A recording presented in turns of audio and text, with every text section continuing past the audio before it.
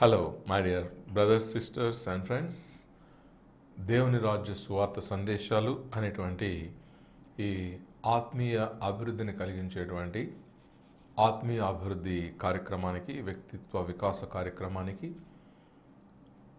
జీవాత్మను దేవ స్వభావములో పాలిభాగస్తునిగా చేసేటువంటి ఈ దైవికమైన కార్యక్రమానికి, జీవాత్మ యొక్క వ్యక్తిత్వాన్ని క్రీస్తు స్వరూపంలోనికి దినదినము రూపాంతరము చెందించేటువంటి ఈ యొక్క క్రీస్తు కార్యక్రమానికి ప్రభు అయిన యేసుక్రీస్తు యొక్క శ్రేష్టమైన పరిశుద్ధమైన నామములో అందరికీ కూడా స్వాగతం పలుకుతూ ఉన్నాను.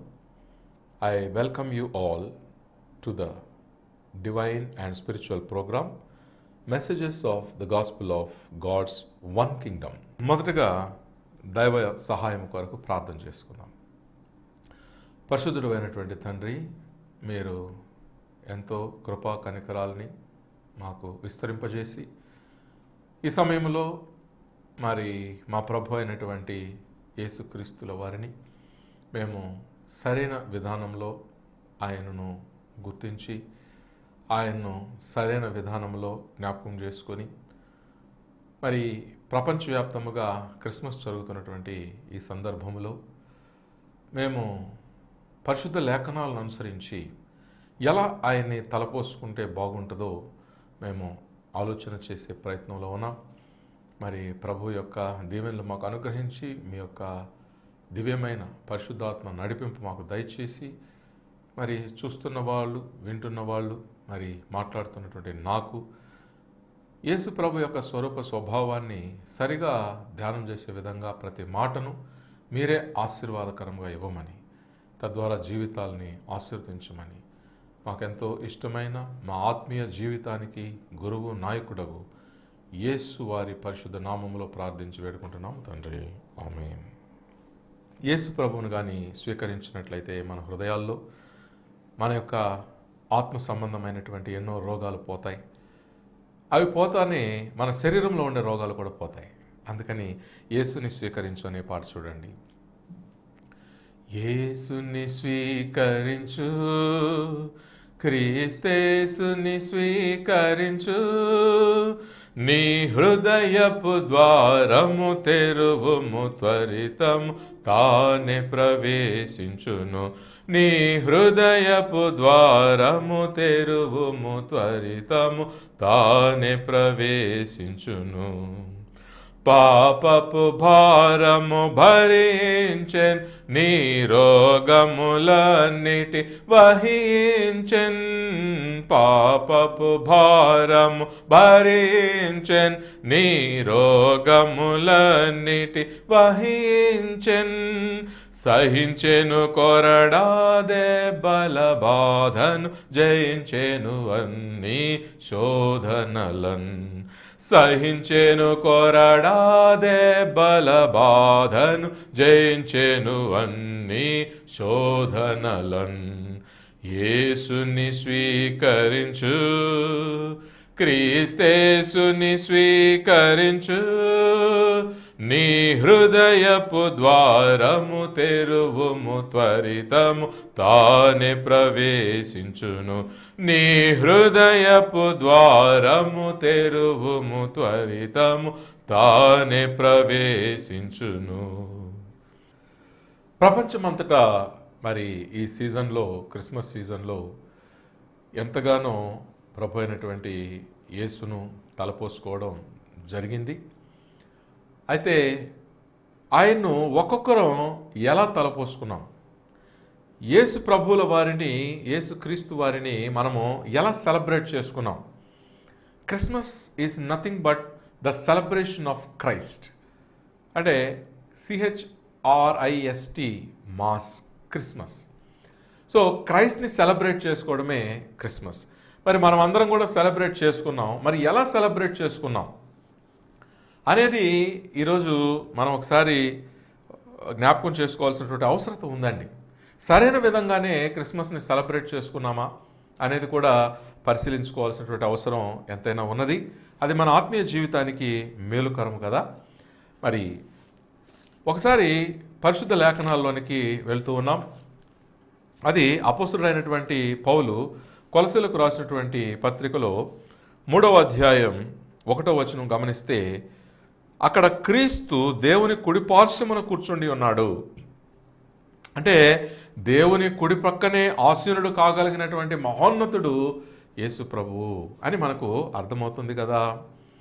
మరి అట్లాగే ఇంకొక వాక్యము సువార్తల్లో నుంచి లూకా సువార్తలోనికి మనం వెళ్తూ ఉన్నాం.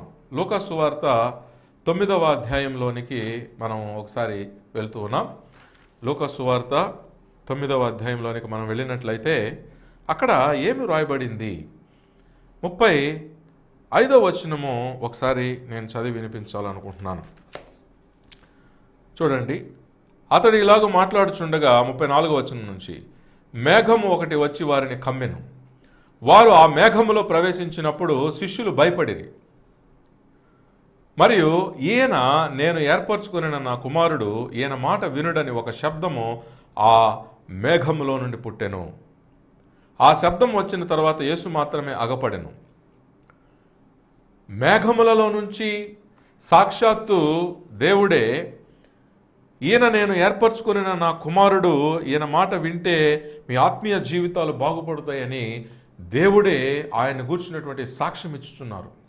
అంత గొప్పగా మరి దేవుడు యేసు ప్రభుల వారిని ఆయన్ను గుర్తించడం జరుగుతూ ఉందండి. అందుకే అలాంటి ఒక గుర్తింపు దేవుడు యేసు ప్రభువుకి ఇవ్వబట్టే యోహాను సువార్తలోని 8వ అధ్యాయంలో ఈ మాటలు మనము సందర్భోచితంగా జ్ఞాపకం చేసుకుంటే బాగుంటుంది. యోహాను సువార్తలోని 8వ అధ్యాయంలో ఈ మాట చూడండి. 8వ అధ్యాయము 54వ వచనము. అందుకు యేసు, నన్ను నేనే మహిమపరచుకున్న ఎడల నా మహిమ వట్టిది. మా దేవుడని మీరు ఎవరిని గూర్చి చెప్పుదురో ఆ నా తండ్రియే నన్ను మహిమపరచుచున్నాడు. స్వయాన దేవుని చేత మహిమపరచబడేటువంటి ఆ గొప్ప మహోన్నతుడే యేసు ప్రభు. స్వయాన దేవుడే ఆయనను మహిమపరుస్తూ ఉన్నారనేది ఈ వాక్యం ద్వారా మనకు అర్థమవుతుంది కదా. అంటే కేవలము మాట ద్వారానే మహిమపరిచారా అని మనము ఆలోచించినట్లయితే దానికి జవాబుగా అపోస్తుల కార్యములలోని 10వ అధ్యాయంలోనికి మనం ఒకసారి వెళ్తే ఇక్కడ మనకు ఆ విశేషం ఏంటో తెలుస్తుంది.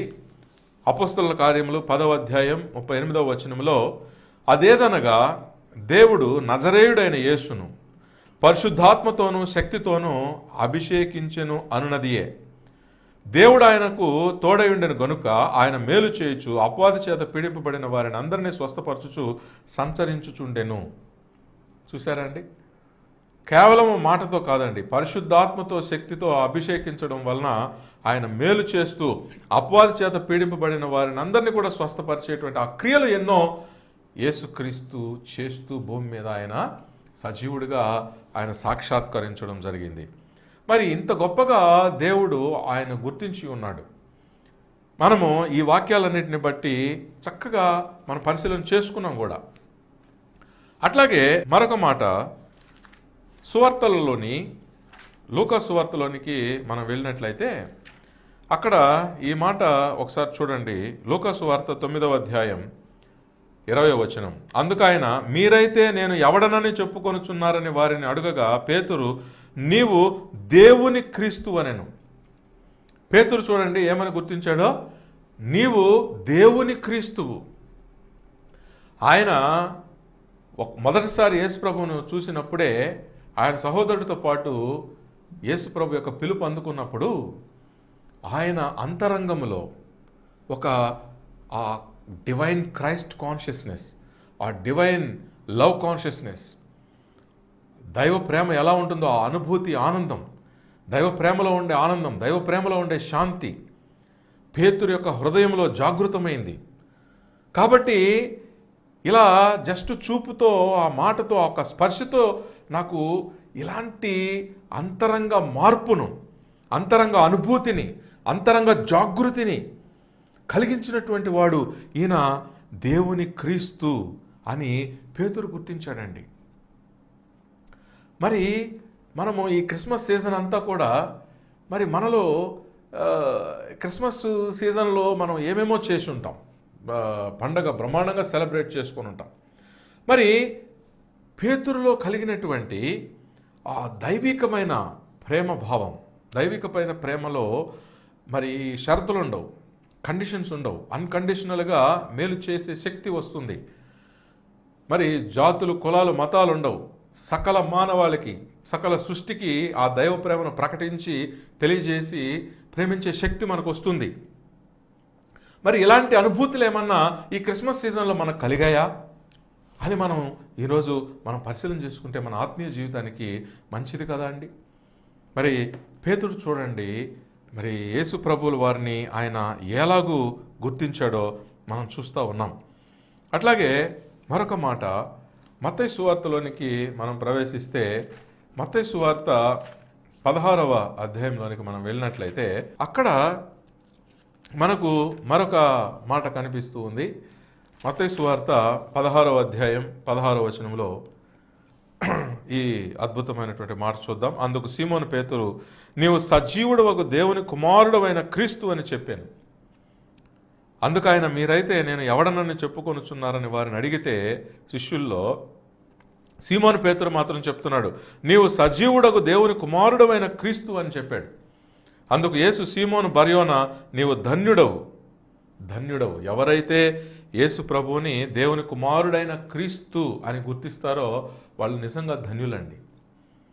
మరి మనము ఈ యొక్క క్రిస్మస్ సీజన్లో ఎలాంటి ఆహార పదార్థాలు తిన్నాం, ఎలాంటి దుస్తులు ధరించాం, మరి కుటుంబ సమేతంగా ఎలాంటి ప్రదేశాలకంతా వెళ్ళి ఆనందించాం, ఇవన్నీ కూడా మనం జ్ఞాపకం చేసుకుంటే అసలు నిజానికి యేసు ప్రభు ఆనాడు శిష్యులతో సంచరించినప్పుడు, వారితో కలిసి ఆయన అనేక ప్రదేశాలకు వెళ్తున్నప్పుడు, ఫస్ట్ టైం ఆయన వాళ్ళని తాకినప్పుడు, ఫస్ట్ టైం ఆయన వాళ్ళతో మాట్లాడినప్పుడు, ఫస్ట్ టైం ఆయన వారిని పిలిచినప్పుడు, ఫస్ట్ టైం ఆయన తన స్వరాన్ని వాళ్ళకు వినిపించినప్పుడు వాళ్ళకి ఆ డివైన్ లవ్ కాన్షియస్నెస్ అనేది యాక్టివేట్ అయింది. ఆ డివైన్ కంపాషన్ అంటే అన్కండిషనల్ కంపాషన్, అన్కండిషనల్ లవ్, కారణము లేని ప్రేమ. అంటే యావత్ సృష్టి మీద, సృష్టిలో ఉండే సమస్త ప్రాణుల మీద కారణం లేనటువంటి ప్రేమ, కారణం లేని ఆనందం, కారణం లేని జాలి, దయ, ఈ భావాలు, అద్భుత అనుభూతులు శిష్యులలో జాగృతమైనవి. అందుకే వాళ్ళు తమకు కలిగిన సమస్తాన్ని అలా వదిలిపెట్టేసి ఆయన ఎక్కడికి వెళ్తుంటే ఆయన వెనకాల వెళ్ళిపోగలిగారు ఆనంద అనుభూతులతో. మరి అలాంటి ఆనంద అనుభూతులు ఏమన్నా మనకు కలిగాయా ఈ క్రిస్మస్ సీజన్లో? మనం చేసిన కార్యకలాపాల వల్ల మరి దైవ ప్రేమ మనలో ఏమన్నా జాగృతం అయిందా అనేది మనం పరిశీలించుకోవాలండి. కొరింథీయులకు రాసినటువంటి మొదటి పత్రిక 13వ అధ్యాయం కానీ మనం గమనించినట్లయితే 4వ వచనం నుంచి, ప్రేమ దీర్ఘకాలము సహించును, దయ చూపించును, ప్రేమ మత్సరపడదు, ప్రేమ డమ్మముగా ప్రవర్తింపదు, ఉప్పొంగదు, అమర్యాదగా నడువదు, స్వప్రయోజనమును విచారించుకొనదు, త్వరగా కోప్పడదు, అపకారమును మనసులో ఉంచుకొనదు. ఇలాంటి ఫీలింగ్స్తో కూడినటువంటి ప్రేమ, అంటే అపకారాన్ని మనసులో ఉంచుకోకుండా దీర్ఘకాలం సహించేటువంటి, దయ చూపించేటువంటి, మత్సరపడినటువంటి ప్రేమ భావాలు మనకు యావత్ ప్రపంచంపై, యావత్ సృష్టిపై, యావత్ ప్రాణులపై ఏమైనా కలిగిందా? ఎందుకంటే ఆ స్థితి తండ్రి యందు నేను, నా యందు తండ్రి ఉన్నామనేటువంటి ఈ యొక్క డివైన్ కాన్షియస్నెస్ అనేది అది యేసు ప్రభు యొక్క సహజ స్థితి. ఆ స్థితి మనకు ఈ క్రిస్మస్లో ఏమేమో కార్యక్రమాలు చేసిన దాని వలన కలగకపోతే అప్పుడు ఈ క్రిస్మస్ని మనం ఎలా సరిగ్గా సెలబ్రేట్ చేసుకున్నట్టు ఒక్కసారి ఆలోచిద్దాం. మరి ఒక పక్క అపోస్తలుడైన పేతురు ఏ విధంగా యేసు ప్రభువుల వారిని గుర్తించి ఎల్లప్పుడూ తన హృదయంలో ప్రతిదినము ఆ క్రిస్మస్ని ఆయన ఎలా సెలబ్రేట్ చేసుకునేవాడు అనేది మనం ఇంతవరకు మాట్లాడుకున్నాం. దైవ ప్రేమ స్వభావంతో ఆయన జీవిస్తూ క్రిస్మస్ని ప్రతిరోజు సెలబ్రేట్ చేసుకున్నాడు అపోస్తలుడైనటువంటి పేతురు. మరి మరో పక్కన ఇంకొక శిష్యుడు కూడా ఉన్నాడు. మరి ఆయన యేసు ప్రభువుల వారిని ఏమని గుర్తించాడు, ఎలా గుర్తించాడు, అసలు ఎందుకు ఆయన్ని వెంబడించాడు, ఇవన్నీ కూడా మనం ఒకసారి పరిశీలించాలి. ఆయన ఎవరంటే ఇస్కరియోతు యూదా. ఎందుకంటే ఒక పక్కేమో మరి అపోస్తలుడైన పేతురు మనకు కనిపిస్తూ ఉన్నారు, ఆయన వ్యక్తిత్వం, ఆయన యేసు ప్రభుకి తన హృదయంలో ఇచ్చే స్థానం, ఇవన్నీ కనిపిస్తూ ఉన్నాయి. మరోపక్క ఇస్కరియోతు యూదా కనిపిస్తూ ఉన్నాడు. యోహాను సువార్త మనం చదువుతూ ఉంటే మరొక వాక్యం కూడా నేను మీకు గుర్తు చేయాలనుకుంటున్నాను. 6వ అధ్యాయం 67వ వచనం. కాబట్టి యేసు, మీరు కూడా వెళ్ళిపోవాలని ఉన్నారా అని 12 మందిని అడుగగా సీమోను పేతురు, ప్రభువా, ఎవని యొద్దకు వెళ్ళుదుము? నీవే నిత్య జీవపు మాటలు గలవాడవు, నీవే దేవుని పరిశుద్ధుడవని మేము విశ్వసించి ఎరిగి ఉన్నామని ఆయనతో చెప్పాను. చూసారండి, ఆయన గుర్తింపు చూడండి ఏ విధంగా ఉందో, మనకు బాగా అర్థమవుతుంది కదా. ఎలా ఆయన గుర్తించాడు అంటే, ఎంత మంచి మాటలండి ఇవి. ప్రభువా, ఎవని యొద్దకు వెళ్ళుదుము? నీవే నిత్యజీవపు మాటలు గలవాడవు, నీవే దేవుని పరిశుద్ధుడవని మేము విశ్వసించి ఎరిగి ఉన్నామని ఆయనతో చెప్పాను. అందుకు యేసు, నేను మిమ్మల్ని 12 ఏర్పరచుకోనలేదా? మీలో ఒకడు సాతానని వారితో చెప్పాను. సీమోను ఇస్కరియోతు కుమారుడైన యోధా 12 మందిలో ఒకడయుండి ఆయనను అప్పగింపబోచుండెను గనుక వారిని గూర్చి ఆయన ఈ మాట చెప్పాను. యేసు ప్రభువుకు ఎవరి హృదయంలో, ఎవరి అంతరంగంలో ఏముందో అద్దంలో మనం మన ముఖాన్ని చూసుకున్నట్లుగా ఆయన చూడగలడండి, ఆయనకు తెలిసిపోతుంది. మరి ఈయనేమో ఎందుకు యేసు ప్రభువుని వెంబడించాడు అని మనం ఆలోచిస్తే, ఒక కారణమేమో ఎల్లప్పుడూ యేసు ప్రభువుని గౌరవించి అభిమానించి ఆయన చేస్తున్న సేవకి ఇతోధికంగా ఎంతో తోడ్పడదామని ఎంతోమంది కానుకలు ఇస్తుంటే, ఆ కానుకల సంచిలో ఉండే డబ్బులు దొంగిలించడానికి యేసు ప్రభువును ఒక లాభ సాధనంగా ఎన్నుకొని ఆయనకి చాలా క్లోజ్గా మసలుకునేవాడు ఇస్కరియోతు యూదా. అదొక కారణం. ఆయనకు ఉండేటువంటి ఇంకో రెండో కారణం ఏమిటి అని కానీ మనము ఆలోచించినట్లయితే, ఆయన ఏమని కోరుకున్నాడు అనంటే, యేసు ప్రభు తరువాత మరి తానే గొప్పవాడిగా ఉండాలి. యేసు ప్రభు చేస్తున్న ఈ పరిచర్య అంతట్లోకి తానే మొత్తము అధికారము కలిగిన వాడుగా ఉండాలి, ఆయన వారసుడిగా నేను ఉండాలి అనేటువంటి ఈ స్వార్థ తలంపు కూడా ఆయనలో ఉండేది. దానికోసం ఆయన యేసు ప్రభువును వెంబడించడం చేయడం జరిగింది. ఎందుకంటే ఆయన ఎక్కడికి వెళ్తుంటే అక్కడికి తండోపతండాలుగా జనాలు వెనుకొస్తూ ఉన్నారు. ఆయన చేసే సేవకు తమ ఆస్తులన్నీ అప్పగించి కూడా వాటిని అమ్మి కూడా ఆయన కానుకలుగా ఇస్తున్నారు. ఎందుకంటే అది నిజమైన దేవుని సేవ. అంతకంటే గొప్ప సత్క్రియ ఉండదు. యేసు ప్రభు యొక్క కార్యక్రమాలకి ధనము ఖర్చు పెట్టడం కంటే గొప్ప సత్క్రియ ఏమీ లేదు. మరి ఈ ధనమంతా కూడా ఆయన తర్వాత నేను సంపాదించుకోవాలి, నేను పొందాలి, ఆ ధనమంతా కూడా ఆయన తరపున అంతా నా అధీనంలో ఉండాలి, యేసు ప్రభు తర్వాత అధికారం కలిగిన పొజిషన్లో నేనుండాలి అని వాటి కొరకు ఆశపడి ఇస్కరియోతు యూదా యేసు ప్రభుతో ఎంతో క్లోజ్గా మెలగడం జరిగింది. శిష్యుడిగా నలుగురిలో ఆయన మెలగడం జరిగింది. కానీ యేసు ప్రభు ఆయనకు నిరాశ మిగిల్చాడు. ఎందుకంటే లూకాసు వార్తలో ఇవేమీ ఆయన యొక్క అజెండాలో లేవని తేల్చిపడేశాడు యేసు ప్రభు. జస్ట్ అలా తేల్చిపడేశాడు అనమాట. లూకాసు వార్త 22వ అధ్యాయంలో నేను ఈ మంచి మాటలు చదివి వినిపిస్తున్నాను. 24వ వచనం నుంచి చదువుతున్నాను చూడండి. తమలో ఎవడు గొప్పవాడుగా ఎంచబడునో అను వివాదము వారిలో పుట్టగా ఆయన వారితో ఇట్లనెను, అన్య జన్మలలో రాజులు వారి మీద ప్రభుత్వం చేయుదురు, వారి మీద అధికారము చేయవారు ఉపకారులు అనబడుదురు. మీరైతే అలాగూ ఉండరాదు. మీలో గొప్పవాడు చిన్నవాని వలెను. చూసారా, మీలో గొప్పవాడు చిన్నవాని వలెను, అధిపతి పరిచారకుని వలెను ఉండవలను. గొప్పవాడెవడు? భోజన పంక్తిని కూర్చుండువాడా, పరిచర్య చేయువాడా? పంక్తిని కూర్చుండువాడే కదా. అయినను నేను మీ మధ్య పరిచర్య చేయువాని వలె ఉన్నాను. నా శోధనలలో నాతో కూడా నిలిచి ఉన్నవారు మీరే.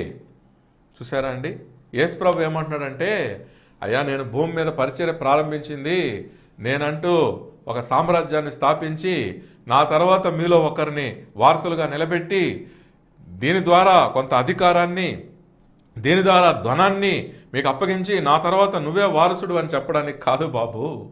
ఈ పరిచర్య ఏమిటి అంటే దేవుని ప్రేమ పరిచర్య, దేవుని ప్రేమలో ఇచ్చేది ఉంటుంది. సేవ రూపంలో కానీ త్యాగం రూపంలో కానీ ఇచ్చేది ఉంటుంది. కాబట్టి మీలో ఎవరు గొప్పవాళ్ళు? ఎవరైతే తమకు కలిగిన దాంట్లో ఎక్కువ త్యాగం చేసి అందరికి ఇస్తారో వాళ్ళు గొప్పవాళ్ళు. మీలో ఎవరు గొప్పవాళ్ళు? ఎవరైతే సేవ చేయడం కోసం తను తాను తగ్గించుకొని ఎటువంటి సేవకైనా సరే సిద్ధపడి సేవ చేస్తున్నారో వాళ్ళు గొప్పవాళ్ళు అని యేసు ప్రభు తేల్చేసేటప్పటికి ఇస్కరియోతు యూదాకు కోపం వచ్చేసింది. ఇంతకాలం ఇందుకా నేను ఈయన వెంబడించింది, ఇంతకాలం ఇందుకా నేను ఈయన వెంటబడి తిరిగింది, నాకు ఈరోజు నిరాశ మిగిలింది కదా, నేను కోరుకున్నది ఏది జరగకుండానే పోతా ఉంది కదా అని చెప్పి ఆయనకు యేసు ప్రభు మీద చాలా తీవ్రమైనటువంటి కోపంలో ఆయన అన్కాన్షియస్ అయిపోయాడు. అప్పుడు ఈ పాపం చేశాడు. ఆయన్ని 30 వెండి నాణేలకు సిలువకు అప్పగించేశాడు. ఎందుకనంటే మనం ఏం చేస్తున్నామో మనకు తెలియనప్పుడే పాపం చేస్తామండి. ఎందుకనంటే మనం కాన్షియస్నెస్ అనేది కోల్పోతాం ఆగ్రహంలో, కోపంలో. కాబట్టి మరి ఒక ఆగ్రహంలో, ఫ్రస్ట్రేషన్లో, ఒక యాంగర్లో, ఎన్రేజ్లో, ఫ్రస్ట్రేషన్లో ఇస్కరియోతు యూదా తాను ఏం చేస్తున్నాడో తాను తెలుసుకోలేని పరిస్థితిలో ఆయన్ని 30 వెండి నాణేలకు మరి అప్పగించేశాడు సిలువకి. తీరా యేసు ప్రభు ఈయన అప్పగించిన దానికి ఫలితంగా మరి కొరడాలతో కొట్టబడుతూ ఆయన రక్తం చిందిస్తూ తలపై ముళ్ళ కిరీటం పెట్టుకొని తల నుంచి రక్తం కారుతూ ఆయన పడుతున్నటువంటి ఈ శ్రమను చూసి అప్పుడు పశ్చాత్తాపడ్డాడు ఇస్కరియోతు యూదా. అప్పుడు ఆయన తన్ను తానే ఆత్మహత్య చేసుకున్నాడు.